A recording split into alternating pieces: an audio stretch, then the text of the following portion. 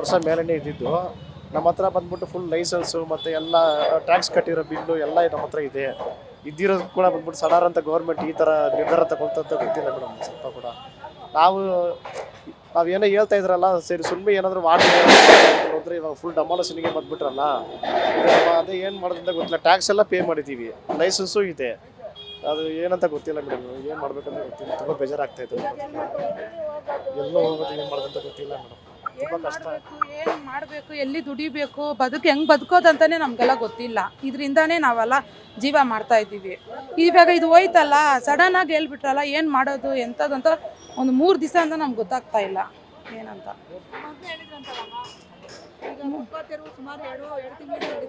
ನಡೀತಾ ಇದೆ, ಆದರೆ ನಮಗೆ ಸುಮಾರು ವರ್ಷದಿಂದಾನೇ ಹಂಗೆ ಹೇಳ್ತಾ ಇದ್ದಾರೆ. ಆದರೆ ಇಷ್ಟು ಬೇಗ ಮಾಡ್ತಾ ಇದ್ದಿಲ್ಲ, ಇವಾಗ ಸಡನ್ ಆಗಿ ತಾನೇ ಮಾಡ್ತಾ ಇರೋದೆ.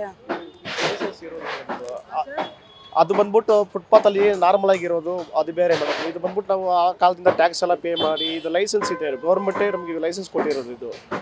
ಅದಕ್ಕೆ ಇದು ಫುಟ್ಪಾತದೇ ತೆಗಿತಾರೆ ಅಂತ ನಾವು ಅಷ್ಟು ಇದರಲ್ಲಿ ಇದ್ದಿದ್ದು. ನೋಡಿದ್ರೆ ಇದು ಅಂಗಡಿ ಮೇಲೆಲ್ಲ ಇದು ಮಾಡ್ತಾರಂತ ಗೊತ್ತಿಲ್ಲ ಮೇಡಮ್ ನಮಗೆ. ನಾವು 3 ದಿನದಿಂದ ಇಲ್ಲೆಲ್ಲ ಓಡಾಡಿ ನಮಗೆ ಏನು ಮಾಡೋದಂತ ಗೊತ್ತಿಲ್ಲ.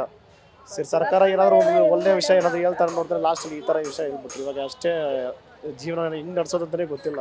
ಆ ಥರ ಬೇಜಾರಾಗ್ಬಿಟ್ಟಿದೆ. ಮಾತಾಡೋದಕ್ಕೂ ಕಷ್ಟ ಆಗ್ತಾಯಿಲ್ಲ. ಕೇಳಕ್ಕೆ ನೋಡಿದ್ರೆ ಹಂಗಿಲ್ಲ. ನಾವೆಲ್ಲ ಮಕ್ಕಳು ಮರಿ ಹೆಂಗ್ ಸಾಕೋದು, ಇದು ನಂಬ್ಕೊಂಡು ನಾವು ಇದ್ದಿದ್ದು. ಈ ತರ ಮಾಡಿದ್ರೆ ನಾವು ಎಷ್ಟು ಸಾಲ ಇಸ್ಕೊಂಡಿದೀವಿ, ಆ ಸಾಲ ಎಲ್ಲ ಹೆಂಗ್ ತೀರ್ಸೋದು? ನಾವು ಚಿಕ್ಕ ವಯಸ್ಸಿಂದ ವ್ಯಾಪಾರ ಮಾಡ್ತಾ ಇದೀವಿ.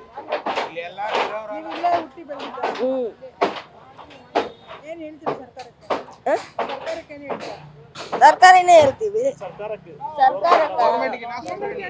ನಮ್ಗೇನನ್ನ ಹೆಲ್ಪ್ ಮಾಡ್ಬೇಕು, ಇದು ಬೇರೆ ಅಂಗಡಿ ಕೊಡ್ಬೇಕು. ನಾವೇನ್ ಮಾಡೋದು, ಎಲ್ಲಿ ಹೆಂಗ್ ದುಡಿಯೋದು? ಗೊತ್ತು ಮೇಡಮ್, ಅದು ಸೈಡಲ್ಲಿ ಇರೋದು ಮಾಡ್ತಾರೆ ಅಂದ್ಬಿಟ್ಟು ನಾವು ಇದೆ, ನಮ್ಗೆ ಎಲ್ಲ ಇದೆಯಲ್ಲ, ನಮ್ದು ಮಾಡಲ್ಲ ಅಂದ್ಬಿಟ್ಟು ನಾವು ಇದೆ. ನೋಡಿದ್ರೆ ಇದನ್ನು ಮಾಡ್ತಾರೆ, ನಾವ್ ಏನ್ ಮಾಡೋದು? ಇಲ್ಲ, ಅದು ಖಾಲಿನೇ ಇದೆ. ಅವಾಗ ರೆಡಿ ಮಾಡಕ್ಕೆ ನಾವು ಖಾಲಿ ಮಾಡಿ ಮಡಗಿದ್ವು. ಸ್ವಲ್ಪ ತೆಗ್ದಿಕ್ಕಿದೀವಿ, ಇನ್ನ ಸ್ವಲ್ಪ ಇದೆ.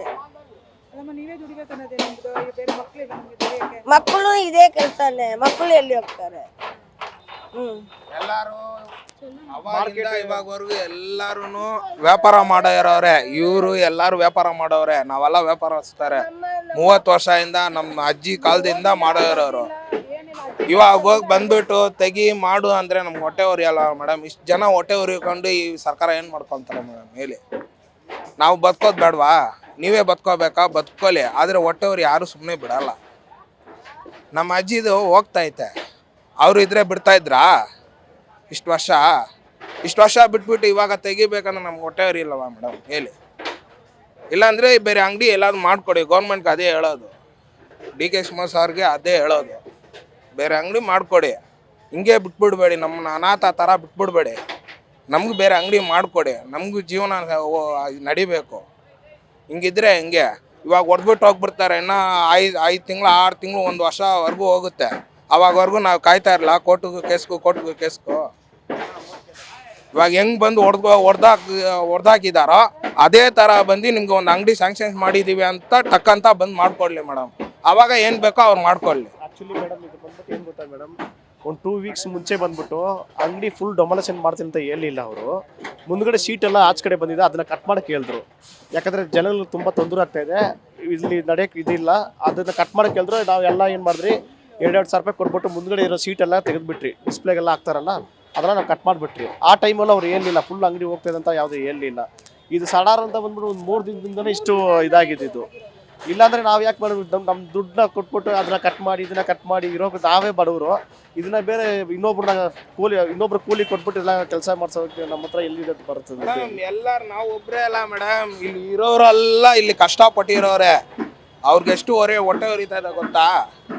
ಅವರು ತಾತಾಗಿಂತ ಅವ್ರ ಅಪ್ಪ ಎಲ್ಲಾರು ಮಾಡಿ ಇವ್ರು ಮಾರ್ತಾವ್ರೆ.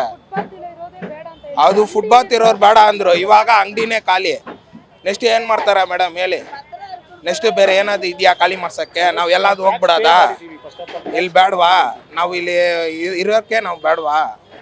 ಹೇಳಕ್ಕೆ ಹೇಳಿ ಮೇಡಮ್, ಗೌರ್ಮೆಂಟ್ಗೆ ಅದೇ ಹೇಳಕ್ಕೆ ಹೇಳಿ. ಬೇಡ ಅಂದರೆ ನಾವು ಬೇರೆ ದೇಶಕ್ಕೆ ಕೊಟ್ಟೋಗ್ಬಿಡ್ತೀವಿ, ಪರವಾಗಿ. ಓಟು ಬೇಡ, ಏನೂ ಬೇಡ ನಮಗೆ. ರೇಷನ್ ಕಾರ್ಡ್ ಎಲ್ಲ ಬಿಸಾಕ್ಬಿಡ್ತೀವಿ, ಪರವಾಗಿಲ್ಲ, ಬೇಡ ನಮ್ಗೆ ಇದಿಲ್ಲ ಅಂದರೆ, ಹಕ್ಕು ಇಲ್ಲ ಅಂದರೆ ನಾವು ಯಾಕೆ ಇಲ್ಲಿ ಇರಬೇಕು? ಕರೆಕ್ಟ್ ತಾನೆ ಮೇಡಮ್? ನಮ್ಮ ಹೊಟ್ಟೆ ಜೀವನ ನಮಗೆ ಊಟ ಇಲ್ಲ ಅಂದ್ರೆ ನಾವು ಯಾಕೆ ಇಲ್ಲಿ ಇರಬೇಕು? ಬೇರೆ ಹೋಗ್ತೀವಿ ಬಿಡಿ. ಇನ್ನೊಂದು ಹೇಳ್ಬೇಕಾದ್ರೆ ಮೇಡಮ್, ದುಡ್ಡು ಇರೋರು ಬಂದ್ಬಿಟ್ಟು ಶಾಪಿಂಗ್ ಮಾಲ್ ಹೋಗ್ತಾರೆ, ಆನ್ಲೈನಲ್ಲಿ ಪರ್ಚೇಸಿಂಗ್ ಮಾಡ್ಕೊಂಡು ಏನೇನೋ ಹೋಗ್ತಾರೆ. ಬಡವರೆಲ್ಲ ಬಂದ್ಬಿಟ್ಟು ಇಲ್ಲಿ ಮಾರ್ಕೆಟ್ ನಂಬ್ಕೊಂಡು ಬರ್ತಾರಲ್ಲ ಮೇಡಮ್, ಅವ್ರವ್ರ ಮಕ್ಕಳಿಗೆ ದೀಪಾವಳಿನೋ ದಸರಾನೋ ಯಾವ್ದಿದ್ರು ಈ ಥರ ಫುಟ್ಪಾತಲ್ಲಿ ಇರೋ ಈ ಅಂಗಡಿಗೆ ತಾನೇ ಬರೋದು. ಅವ್ರಿಗೆ ಕಡಿಮೆ ಬೆಲೆಯಲ್ಲಿ ಏನೋ ಸಿಗುತ್ತೆ, ಎಲ್ಲ ಹೋಗುತ್ತೆ. ಸಾವುಕಾರೆಲ್ಲ ಕುತ್ಕೊಂಡು ಮನೇಲಿ ಕುತ್ಕೊಂಡು ಏನು ಬೇಕಾದ್ರೆ ಮಾಡ್ಕೊಳ್ಬೋದಲ್ವಾ ಮೇಡಮ್? ಇಲ್ಲಿ ಇವಾಗ ಬಡವ್ರಿಗೂ ಹೊಟ್ಟೆ ಮೇಲೆ ಹೊಡೆದಿರೋ ತರ ಕೆಲಸ ಒಂದು ಹಬ್ಬ ಬಂದ್ರೆ ಮಾಲಲ್ಲಿ ಕೂಡ ಸೇಲ್ ಆಗಲ್ಲ, ಅಷ್ಟು ಪಬ್ಲಿಕ್ ಬಂದು ಡ್ರೆಸ್ ಇಸ್ಕೊಂಡು ಖುಷಿಯಾಗಿ ನಕ್ಕೊಂಡು ಹೋಗ್ತಾರೆ. ಇದು ಆ ಥರ ನೋಡಿರೋ ಜಾಗ ಇದು. 30 ವರ್ಷದಿಂದ ಜಾಸ್ತಿ ಆಗಿದೆ. ಅಷ್ಟೆಲ್ಲ ಇವಾಗ ಪಬ್ಲಿಕ್ ಅಲ್ಲ ಅಲ್ಕೊಂಡೇ ಇದ್ದಾರೆ. ನೀವು ನೋಡಿರ್ತೀರ ಎಷ್ಟು ಅಲ್ಕೊಂಡಿದ್ದಾರೆ ಅಂತ. ಅದಕ್ಕೆಲ್ಲ ಗೌರ್ಮೆಂಟ್ ಏನು ಉತ್ತರ ಕೊಡುತ್ತೆ ಹೇಳಿ? ಅವ್ರ ಕಣ್ಣೀರು ಸುಮ್ಮನೆ ಬಿಡುತ್ತಾ?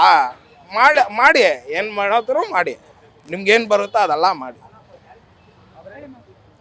ಹೇಳಿ ಮೇಡಮ್, ಏನು ಹೇಳ್ಬೇಕಂತಾನೆ ನಮ್ಗೆಲ್ಲ ಗೊತ್ತಾಗ್ತಾ ಇಲ್ಲ. ಅಜ್ಜಿ ಕಾಲದಿಂದ ನಾವು ಇಲ್ಲೇ ಇದ್ದೀವಿ. ಬೆಳಗ್ಗೆ 5:30 ಬಂದು ಕುತ್ಕೊಂಡಿದ್ದೀವಿ. ಏನೋ ಒಂದು ನೋಟಿಸ್ ಬರುತ್ತಂತ ಹೇಳಿದ್ರು, ಅದಕ್ಕೆ ಕಾಯ್ಕೊಂಡು ಕೂತಿದ್ದೀವಿ. ತಿರ್ಗಾ ಇಲ್ಲ ಅಂತ ಹೇಳಿದ್ರು, ತಿರ್ಗಾ ಹೌದು ಅಂತ ಹೇಳಿದ್ರು. ಇವಾಗ ನೋಡಿದ್ರೆ ಫುಟ್ಪಾತಲ್ಲಿ ಇರೋದು ಮಾತ್ರ ತೆಗಿತೀನಿ ಅಂತ ಹೇಳಿದ್ರು. ನೋಡಿದ್ರೆ ಇವಾಗ ಅಂಗಡಿನೇ ತೆಗಿತಾ ಇದ್ದಾರೆ. ಹೆಂಗೆ ಬದುಕೋದು? ಏನು ನಮ್ಮ ಅಜ್ಜಿ ಕಾಲದಲ್ಲಿ ನಮ್ಗೆ ಏನು ಬೇರೆ ಕೆಲಸ ನಮ್ಗೆ ಗೊತ್ತಿಲ್ಲ ಮೇಡಮ್. ಇದೇ ನಮ್ಗೆ ಗೊತ್ತಿರೋ ಕೆಲಸ ಇದೆ. ನಮ್ಮ ಅಪ್ಪಯಿಂದ ನಮ್ಮ ಅಜ್ಜಿಯಿಂದ ಎಲ್ಲರಿಂದ ನಮಗೂ ಅಷ್ಟೇ. ನಮಗೂ ಓದೋಕ್ಕೆ ಬರೋಲ್ಲ, ಬರೆಯೋಕ್ಕೆ ಬರೋಲ್ಲ, ಏನು ಬರೋಲ್ಲ. ವ್ಯಾಪಾರ ಒಂದೇ ಬರೋದು. ಆದರೂ ಇಲ್ಲ ಅಂದರೆ ಹೆಂಗೆ ಮೇಡಮ್ ಬದುಕೋಕ್ಕಾಗುತ್ತೆ? ಇದರಿಂದ ಕಮಿಟ್ಮೆಂಟ್ ಎಷ್ಟೊಂದು ಇದೆ. ಸಡನ್ನಾಗಿ ಹಿಂಗೆ ಮಾಡಿಬಿಟ್ರಲ್ಲ, ನಮ್ಗೆ ಏನು ಮಾಡೋದು ಅಂತಲೇ ಗೊತ್ತಿಲ್ಲ ಮೇಡಮ್. ದಯವಿಟ್ಟು ಇದು ಮಾಡಿಬಿಟ್ರು ಆದರೆ ನಮ್ಗೇನಾದರೂ ಒಂದು ವ್ಯವಸ್ಥೆ ಮಾಡಿಕೊಡ್ಲೇಬೇಕು ಮೇಡಮ್. ಇಲ್ಲಾಂದರೆ ನಮ್ಮ ಕೈಯಲ್ಲಿ ಬದುಕೋಕ್ಕಾಗಲ್ಲ ಮೇಡಮ್. ಫುಟ್ಪಾತಲ್ಲಿ ಇರೋದು ತಾನೇ ತೆಗಿತೀನಿ ಅಂತ ಹೇಳಿದ್ರು, ಅಂಗಡಿ ಎಲ್ಲ ತೆಗಿತೀನಿ ಅಂತ ನಮ್ಗೆ ಹೇಳಿಲ್ಲ ತಾನೇ. 2 ದಿವಸದಲ್ಲಿ ನಮ್ಗೆ ಏನು ಮಾಡೋಕ್ಕಾಗುತ್ತೆ ಮೇಡಮ್? ಒಂದು ದಿವಸಕ್ಕೆ 500 ರೂಪಾಯಿ 200 300 ಎತ್ಕೊಂಡು ಮನೆಗೆ ಹೋಗ್ತೀವಿ. ಸಡನ್ನಾಗಿ 3 ದಿವಸದಲ್ಲಿ ನಾವು ಏನು ಮಾಡೋಕ್ಕಾಗುತ್ತೆ? ಅದು ಏನು ಮಾಡ್ತಾರೋ ಗೊತ್ತಿಲ್ಲ. ಏನೇ ಮಾಡಿದ್ಲಿ ಒಳ್ಳೇದು ಮಾಡೋಕ್ಕೆ ಹೇಳಿ ಮೇಡಮ್ ನಮಗೆ.